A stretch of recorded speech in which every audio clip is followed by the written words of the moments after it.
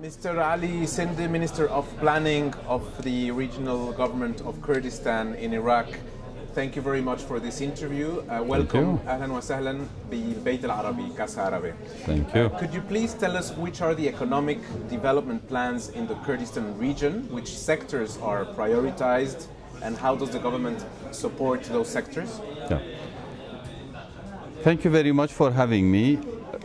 The economy in Iraqi Kurdistan, as you would hear from many internationals describing it, is booming.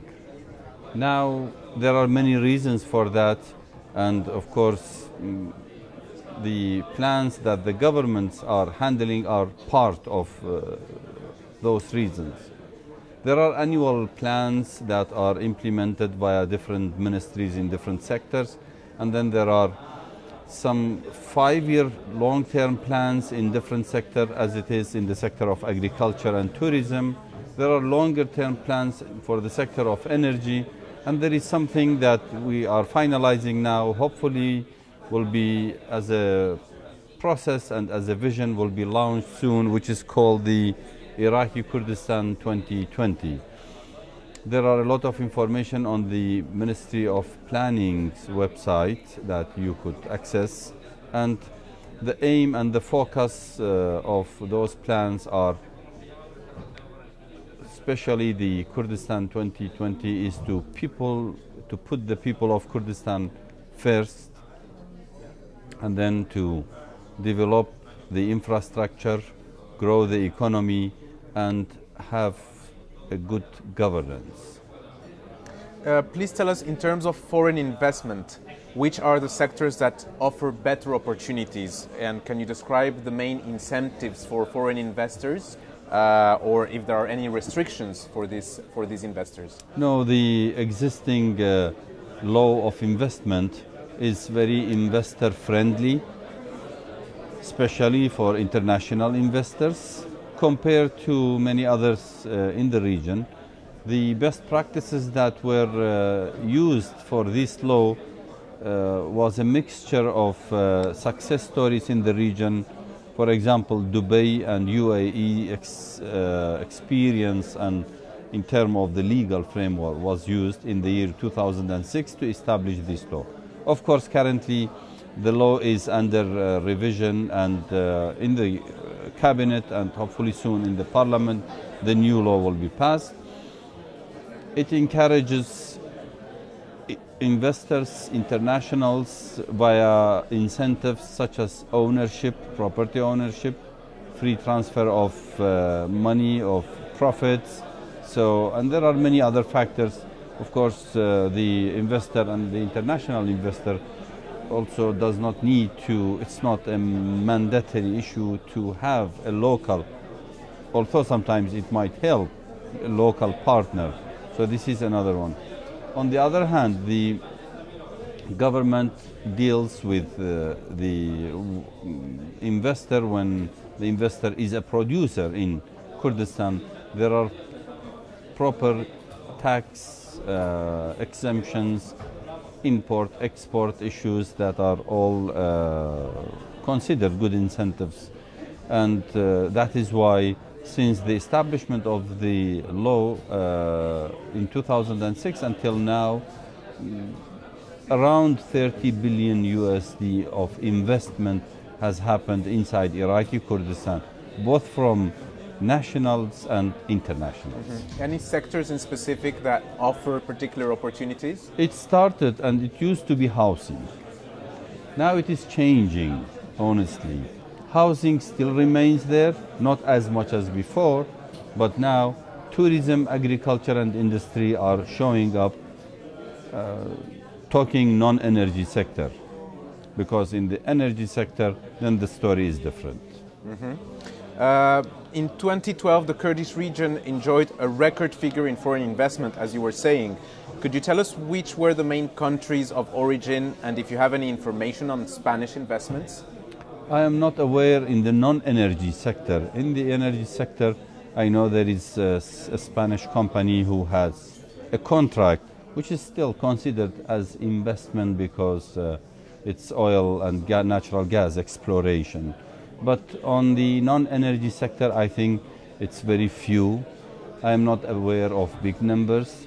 The biggest number of investment in the non-energy investment so far has been Turkey. And now it is increasing, especially after the opening of many foreign consulates in the capital city of Erbil, where now we have around 26 foreign consulates, including the US, Russia, UK, France, and Germany, and many others. So the investment is also expanding. European countries are entering the field. And also, who is leading that? Is it the UK, Germany maybe? Or? Germany is quite active. France is trying. UK also. I would say in Europe, Germany is number one. Mm-hmm. And the United States, of course, comes before the Europeans. In the investment in the non-energy sector, actually not really. Because of the complexity of the rules and regulation and the distance the geographical distance, it is easier for Europeans to really to exist. And besides, the Europeans do not have that political sensitivities in Iraq, in Kurdistan. United States was involved in the change of regime of Iraq in 2003, and then all what happened after that created some kinds of sensitivities that hopefully will be alleviated by time, and the environment will be safe, friendly for every investor. Mm-hmm. Last but not least, your visit to Spain, quite a high-profile delegation. What would you conclude out of this visit? Are there any specific and concrete progresses? Yes, we came based on an invitation from the Ministry of Foreign Affairs of Spain. The agenda of the meetings were very clear. Some of them are political, some others are economical. In the political side, the responses, the way and the hospitality and the response of the authorities, of the Spanish government authorities, were very positive. And hopefully we are looking forward to having a Spanish consulate in the future in Erbil. There are some agreements on that, and we hope to see that in the future. There are issues in relation to the Kurdish struggle, especially the story of weapons of mass destruction and genocide against the Kurds. We would like to see the Spanish parliament and government recognize that as a genocide. The debate has started in many parliaments in Europe, and we believe that we got a positive response for the start of the debate, only for the sake of that these actions do not happen in any other parts of the world, and it won't be allowed by any governments to use weapons of mass destruction against its own people. On the economical side, we have met a lot of Spanish companies. Obviously, the government of Spain is in some troubles financially these days, but the GDP, which comes much more out of the private sector, is quite interestingly growing, and there are a lot of experiences and very good know-how in Spain that we are willing to encourage to get involved in the development and reconstruction of Iraqi Kurdistan. Mm-hmm. Minister Ali Sindi, thank you very much for your time. Muchas gracias. Shukran jazilan. Shukran jazilan. Thank you very much. Thank you. Shukran.